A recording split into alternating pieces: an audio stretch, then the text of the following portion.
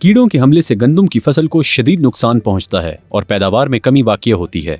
जानिए इस वीडियो में गंदम के एक नुकसानदेह कीड़े कटवर्म के बारे में, जिसे आम जबान में चोर कीड़ा भी कहते हैं।